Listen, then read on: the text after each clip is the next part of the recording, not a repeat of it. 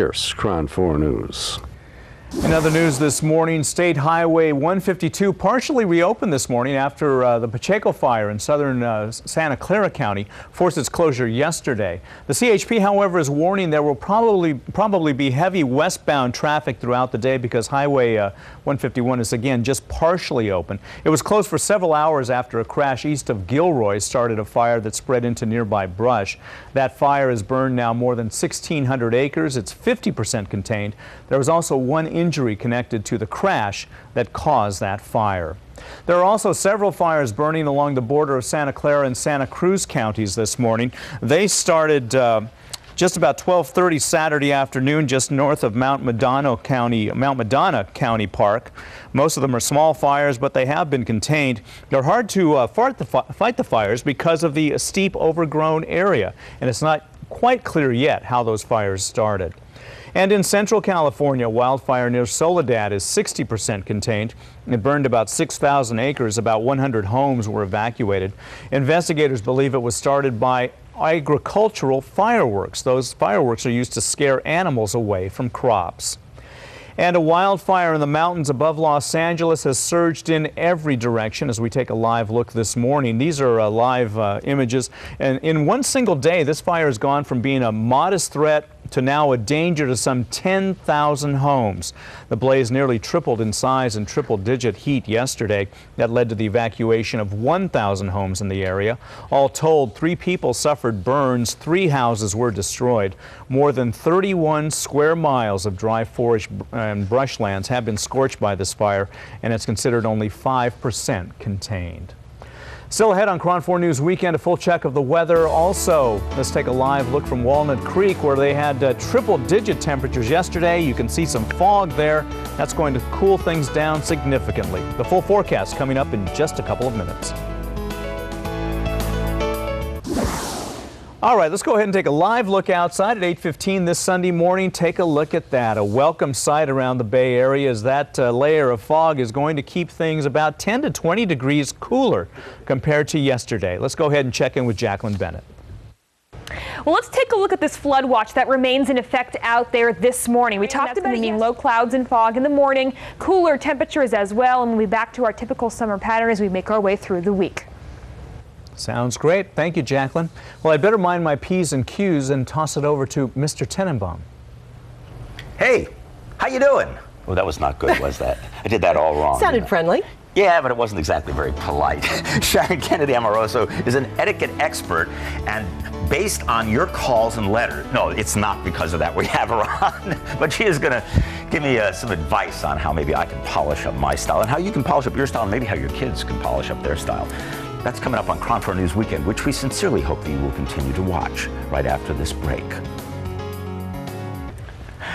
Thank you for coming. We're so happy to be here. We're so happy that you are here, and a nice firm shake of the hand. These are all elements of good etiquette that I never practice. You probably noticed that by now. But I'm going to today because we have with us Sharon Kennedy Amoroso, and she is an etiquette expert. She teaches etiquette to business people and anybody who actually thinks that they might benefit by a little bit of good manners. And she's joining us today with some advice. Before we get to the finer points of traditional etiquette, let's talk a little about high-tech etiquette because that's been the coming thing.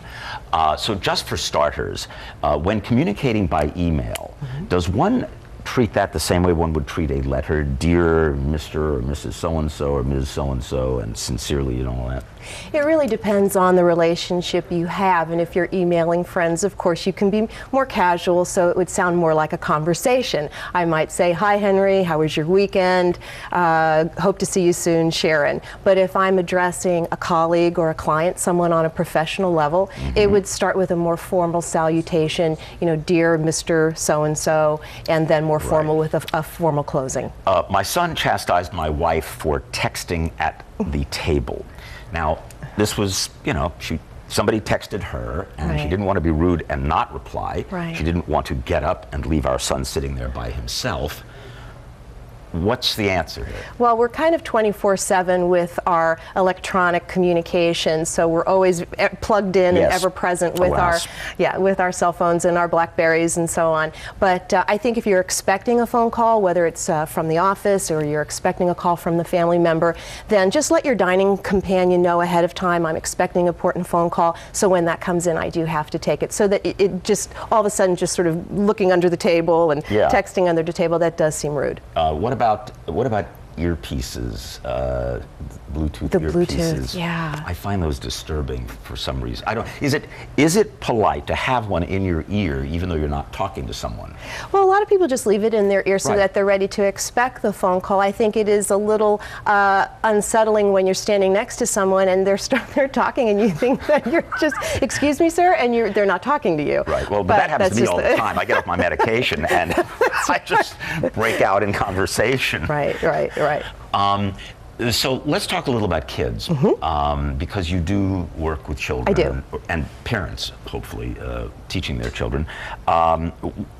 Kids are not essentially polite. I mean, they're too caught up in themselves. Right. So what do they really need to know? Well, what they need to know, they need to be geared up with social skills, and that's a real hot term today with parents and educators, is social skills. And social skills are really the same thing as etiquette. Both definitions are about kindness, courtesy, respect, and just an awareness of your behavior and how it affects others. And you're right, children are born very self-centered. And they're rude. I mean, kids are, I'm sorry, kids. I know there's somebody out there that are polite, but let's face it, not only are they rude, they're often insulting. They don't, I'm talking now at certain ages, they often don't care about what other people, how they're making other people feel. How do you ever impress upon them manners? Well, I think it's teaching them the golden rule, and that's really what etiquette is all about. Kindness, courtesy, respect, the golden rule. And if children definitely can relate to feelings, they know how it feels when their feelings are hurt. And so if you can translate that to them so that they understand that on the playground, maybe, I'm not a child psychologist, but maybe that would eliminate some bullying.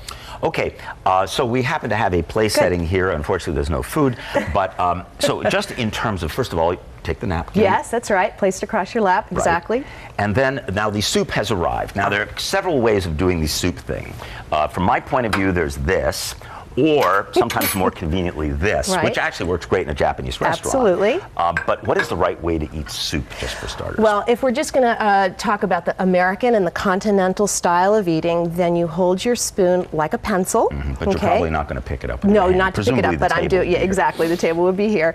And then you scoop away like this, right? And not towards you, because you don't want to splatter. So you start from the top and you scoop away. And that's the American and continental style of eating. And cutting meat, is there anything special about that? Cutting. We don't want to hold our fork like a pitchfork. Darn. Oh, no, Henry, no. We don't want to hold our fork like a pitchfork or carve in between the tines. The proper way to hold your utensils is to place the handles across the palm and then cut like this. The continental style, as you grew up in Germany, right, is to eat like this, and the American style is to place the knife down and switch and eat this way. We have barely scratched the surface, but the good news is that Sharon has the etiquettes. These are these little booklets, these nice little booklets here, with advice on dining and prom and dating, wedding guides, business guides, and it's etiquette.com, kits.com, okay? And her website is SharonKennedy.com. Thank you, Henry. Thank you very much for joining us. It has been such a pleasure to have you with us. The pleasure was all mine. Thank you. Marty, I'm going to ask you to perhaps take over now. Can you give us a moment of your time? See, he's Henry, texting. I'm busy texting. Yeah, I knew it. I knew it. Thanks a lot. Well, coming up on KRON 4 News Weekend, we're going to take a look at our top news stories, including the latest developments in the J.C. Dugard case. Also, we'll have a reaction from neighbors. And coming up after the break, we're going to have that. Also, take a live look at San Francisco. A lot cooler today as the fog has moved in. We'll be right back.